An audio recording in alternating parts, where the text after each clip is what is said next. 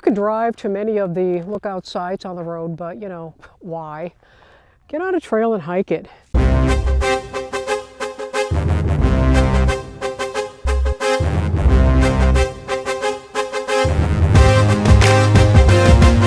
Hi, good morning from South Mountain Park in Phoenix. I'm Mayor Chinar with Phoenix Magazine on the Trail. And we're in South Mountain Park. It's just a few miles south of downtown Phoenix. Beautiful vistas all around. This is a 16,000 acre park, which makes it one of the largest municipal parks in the nation. It has over 50 miles of trails and was established in 1924, so it's coming up on its 100th year anniversary. And this is our inaugural hike adventure with Phoenix Magazine. So what better trail to select than the Kiwanis Trail, which is a legacy trail. It's been here since the 1930s. Like many of the structures and trails in this park, it was constructed by the Civilian Conservation Corps in the 1930s. It's a 1 mile trail. It goes up to the top, 480 feet, and tops out at Telegraph Pass Road. There's so much to see along this trail. It's great for families, great for people hiking with dogs, and a great way to get a little bit of a workout without too much excursion. So without further ado, let's take a trip on the Kiwanis Trail. Okay, here we are at the really first good heritage site that combines the leavings of the Hohokam people who lived in the area between what archaeologists estimate to be about the year 450 to about the 1450s. According to the book, The Landscape of the Spirits, Hohokam Rock Art in South Mountain Park, which was put out by the University of Arizona Press, the little panels down there, the one with the cross in the middle, archaeologists think that is a shield. And then the little face design below it, they think is a mask. Then, of course, obviously, next to the shield is a handprint. So it's quite compelling to see that, to know that, you know, wow, hundreds of years ago, somebody left that mark down there. You know, it's, in order to know exactly what they meant, you'd have to ask the maker. We don't want to presume or make guesses about why they were put there. Purposeful, obviously. But whenever you're on a trail and you see a heritage site like that, it's really important to respect it by not altering it, touching it. The oils in your hand could actually do damage to the surface of the rock and ruin the lifespan of the petroglyph. It's also important that you not go off trails, especially when you're in a park or a preserve. And the reason for that is it can ruin drainages. It interrupts wildlife corridors. It can interrupt the nesting habits of birds. And it also encourages other people to do the same, which is never good for maintaining the integrity of a trail. Next to the petroglyphs, you see a little rock wall over there? That's called a check dam. And that was built by the Civilian Conservation Corps, once again between 1930 and 1944. And the purpose of that is to stem erosion. There's a lot of material coming off of the hillsides here and running down, and that just kind of prevents things from falling apart. Look at the beautiful construction there. There's no mortar. Not an ounce of mortar, which was kind of the way the ancients built things too, so it's really in line with the nature of the park. You can see 4 peaks, and on a clear day you can see Mount Ord, which is off of Highway 87 on the way to Payson. It really stands out, especially when there's a little bit of snow cover. Okay folks, we're talking about leave no trace. You take a look here, someone took some chalk and made a mark on the rock. This is not the same thing as petroglyphs or heritage site. This is straight up defacement of a public park, and it's shameful. And there's more behind me here. There's no reason for this. When we talk about leave no trace, it means when you go into a public space, public lands that were preserved for us, many times by nonprofit organizations and people who work for years and years to preserve these spaces for us, we need to respect them. This is unacceptable. Leave no trace. Pack out what you pack in. Don't alter anything. Don't do graffiti. Pack out your doggies' droppings and stay on trails. Just be respectful. This is too great a resource for us to defile.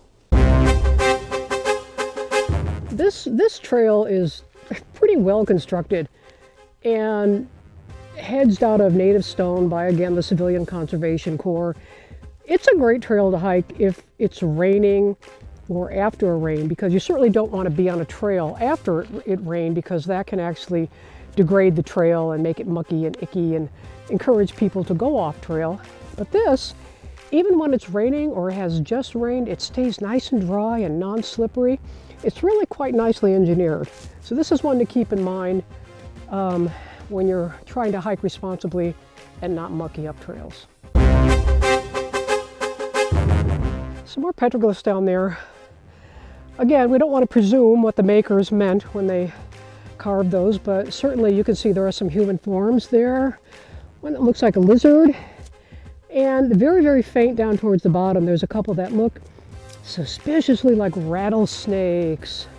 I can't emphasize enough how important it is to stay on designated trails. Really, trails are for humans. The rest of the park, the rest of the outdoors is for wildlife and heritage sites. Usually one of the top reasons why people fear hiking in the desert. And I gotta tell you, rattlesnake's not gonna bite you. You're a waste of venom as far as they're concerned. As long as you leave them alone, stay on trails, you're gonna be fine. Don't put earplugs in and listen to music so that you can hear when they rattle. They're warning you to get out of their way. They're not saying, I'm about to bite you. So just be respectful of their space. They were here long before us. So we need to give them their space, walk around them, never harass or try to pick them up. And please avoid those here, hold my beer moments. That's how you get bit. South Mountain Park, you know, regardless of what the name implies, is not just one mountain. It's a combination of 3 parallel mountain ranges: the Gila, the Guadalupe, and the Mahawtalk. And what's cool about this trail is that it kind of sends the slopes where the 3 mountain ranges intersect.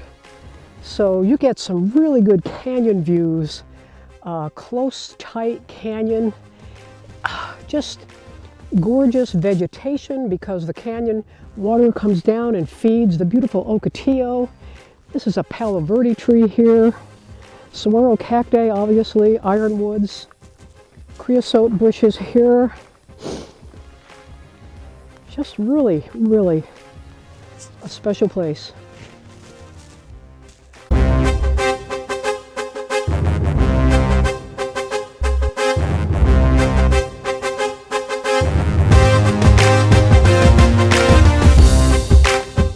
Wow, here we're just almost to the high point of the hike, and you get your first really good views of downtown Phoenix. And then up here, all of those lights that you see on South Mountain at night, that's Mount Supoa. It's the high point of the park, and of course it's cluttered with communication towers. It is off limits to hikers.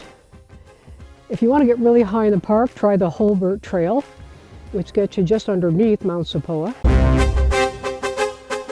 You can download an app that's available on the South Mountain Park website, and then use your phone to scan these codes here, and it'll bring up a map that shows you exactly where you are, give you the distances between other trails, and help get you found. So download the app. It's a good thing to have handy.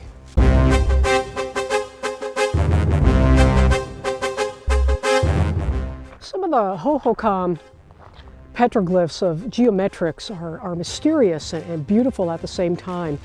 You know, we may never know what they were meant to communicate. We know that the native people in the area were astronomers, they were mathematicians, they were architects, they were civil engineers, and you know, I just wish I could go back in time and ask them, you know, how did you do it? What does that mean? It's just so intriguing. That's why we don't want to touch or mess with these things. They need to be here. These are beautiful things for future generations to enjoy as well. Although not on this trail that I'm aware of, there are some petroglyphs in the park that date back to the hunter-gatherer period, which goes back as far as 8,000 years ago, the Archaic period. Unlike being pecked into the veneer of the rock, the Archaic petroglyphs are going to be really deeply incised. Very hard, difficult to see, very, very ancient. And again, you know, with their symbolism is just impossible to interpret, but beautiful to behold. Telegraph Pass Lookout, built up there. Again, another CCC built structure. Way up on the top of the trail. Kiwanis Trail actually ends on the road that you see just below that, but the National Trail picks up from there. And it's about another, just over half a mile up that trail, another 100 feet or so on the National Trail, which is also part of the Valley Circumnavigating Maricopa Trail, which goes for 315 miles around. National Trail is 15 miles long within the park. It goes from one end over in the East Valley over to the west end for 15 miles, and it's a really great trail. It hugs the knife edge of the top of that ridgeline up there for just gorgeous 360-degree vistas. So if you're interested in extending your hike on the Kiwanis Trail, just keep on going for as long as you like. Getting close to the top of the trail now, you can see the road, and Telegraph Pass sits up there. The trail, there is one part of that short part of the National Trail that goes up to there from here that hangs pretty close to the edge, so I wouldn't recommend it for dogs or aquaphobics or anything like that, but if you're out here, I highly recommend you take the extra mile add-on and just go up there and take in the views. This is a very, very approachable trail. You can bring your friends who aren't really hikers, visitors from out of state. I mean, it's perfect for the first-time hiker.